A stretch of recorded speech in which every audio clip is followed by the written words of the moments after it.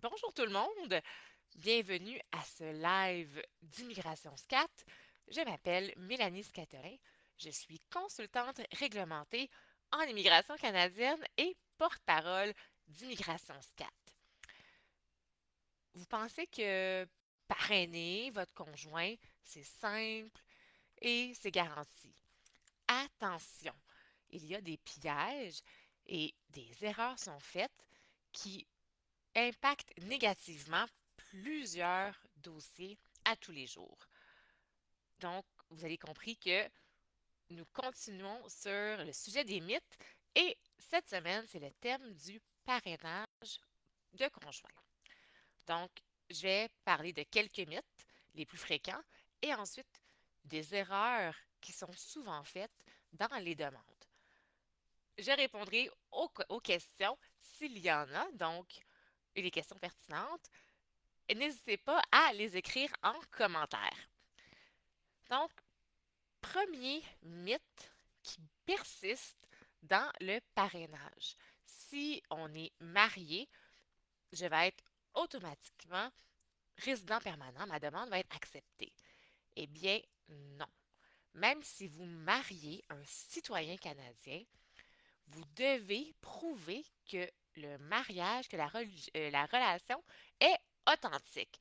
Donc, que vous soyez marié, conjoint de fait ou partenaire conjugal, c'est toujours la même chose. Il faut prouver, un, que le mariage ou la relation est authentique, donc de bonne foi, et deux, qu'il ne vise pas principalement l'acquisition d'un statut au Canada. Alors, peu importe, si vous vous mariez pour être résident permanent, eh bien, ça peut être refusé. Deuxième mythe, un parrainage, c'est rapide, je vais obtenir mon statut rapidement. Eh bien, non. Les délais en immigration, même pour le parrainage, sont longs. Par exemple, en date d'aujourd'hui, j'ai vérifié. Le délai moyen pour une demande de parrainage pour conjoints qui habitent au Canada, quand c'est à l'extérieur du Québec, c'est environ 20 mois, tandis qu'au Québec, c'est 36 mois. Et à l'inverse, le parrainage pour conjoints qui sont à l'extérieur du Canada, donc le conjoint vit dans un autre pays. Hors Québec, le délai, c'est environ 14 mois, mais toujours 36 mois pour le Québec. Troisième mythe, je ne peux pas parrainer si je suis au chômage. La réponse, c'est faux. Si vous êtes au chômage, vous pouvez parrainer votre conjoint ou votre enfant à charge seulement. C'est seulement ces catégories-là où vous n'avez pas à prouver un revenu minimum. Mais vous ne devez pas avoir l'aide de dernier recours, comme on appelle l'aide sociale, à moins que ce soit pour une cause d'invalidité. Donc, travail, c'est correct, chômage, c'est correct. Un autre mythe, si je parraine mon conjoint, il peut travailler tout de suite. Eh bien là, ça dépend. Si c'est le parrainage de l'extérieur du Canada, non. Ça ne donne pas de statut. Il faut qu'il applique pour un visa de visiteur s'il veut venir au Canada et le visa peut être refusé. Même si on fait une demande de parrainage, quand on fait la demande de visa, on doit montrer que le séjour va être temporaire, même si on veut être résident permanent. Tandis que pour le parrainage des époux ou conjoints de fait au Canada, lorsque la demande est déposée, oui, le conjoint peut demander un permis de travail ouvert, mais sous certaines conditions. Par exemple, il doit avoir un statut valide au Canada. Dernier mythe fréquent, je peux parrainer quelqu'un même si j'ai déjà été parrainé. Oui, mais avec des restrictions. Donc, si vous avez été parrainé pour devenir résident permanent, dans la catégorie justement des époux. Donc, vous étiez un époux et on vous a parrainé. Vous devez attendre 5 ans avant de pouvoir parrainer un autre époux. Et là, on s'entend que il se peut fort bien que l'agent porte une attention particulière à la bonne foi de la relation. Pour faire la transition maintenant avec les erreurs. Première erreur, un dossier incomplet. Donc, un dossier peut être retourné parce qu'il manque une signature sur un formulaire, par exemple. Ou encore, quand vous remplissez l'historique des antécédents professionnels, il manque un mois. Quand on fait une demande de résidence permanente, on doit dire tous les antécédents professionnels des 10 dernières années. Mais c'est de mois par mois. On ne doit pas manquer aucun mois. Et là, si vous en manquez un, la demande va être retournée, jugée incomplète, et ça donne encore plus de délai, plus de temps à votre demande.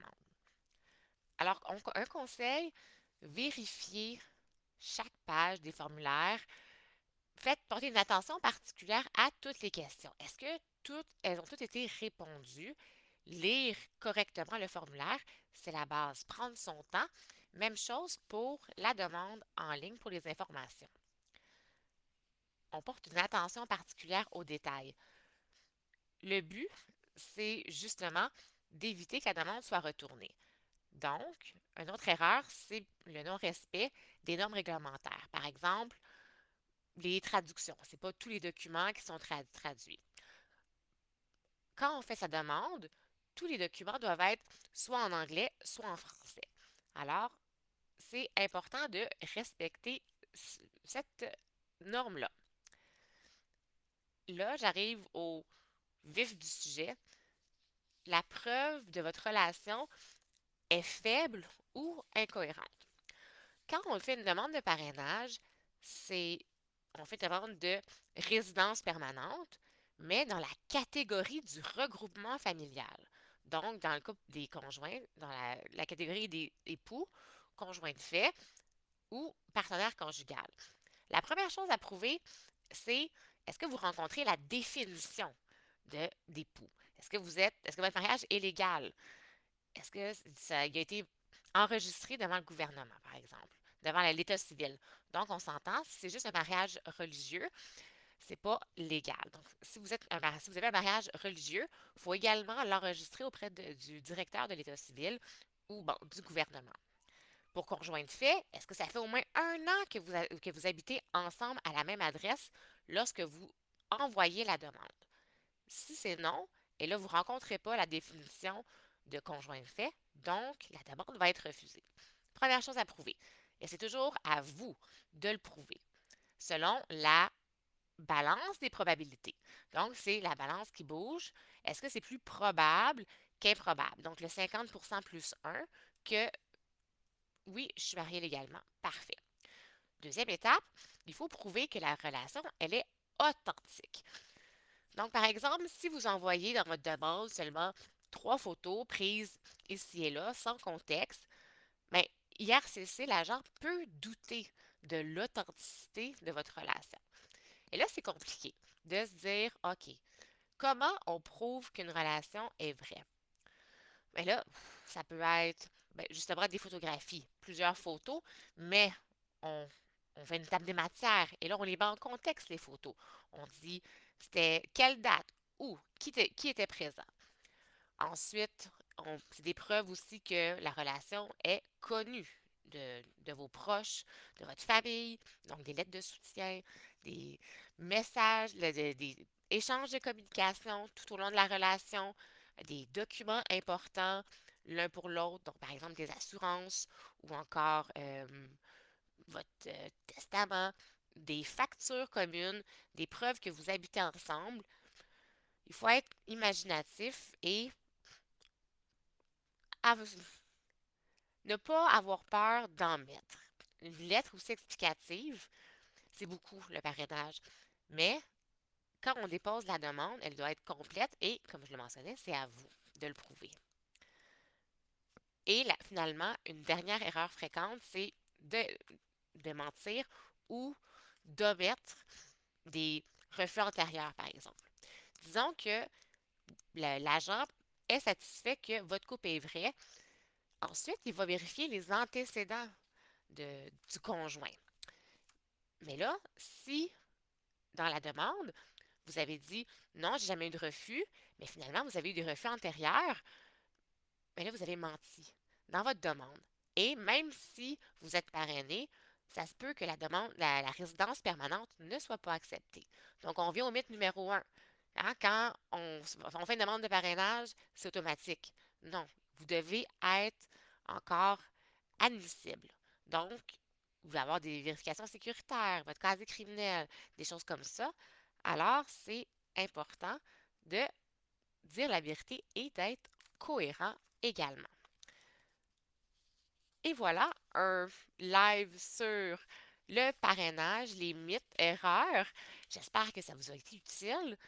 Il n'est pas obligatoire d'avoir un représentant. Jamais. Vous pouvez faire votre demande par vous-même. Ça, il n'y a aucun problème. Mais ça peut être utile d'avoir un professionnel pour minimiser les erreurs de parcours et de se décharger de cette lourdeur-là. Si vous voulez une consultation, n'hésitez pas à aller sur notre site Internet et prendre rendez-vous directement en ligne pour qu'on puisse se rencontrer, vous et moi. Je vous souhaite une excellente journée et je vous dis à la semaine prochaine.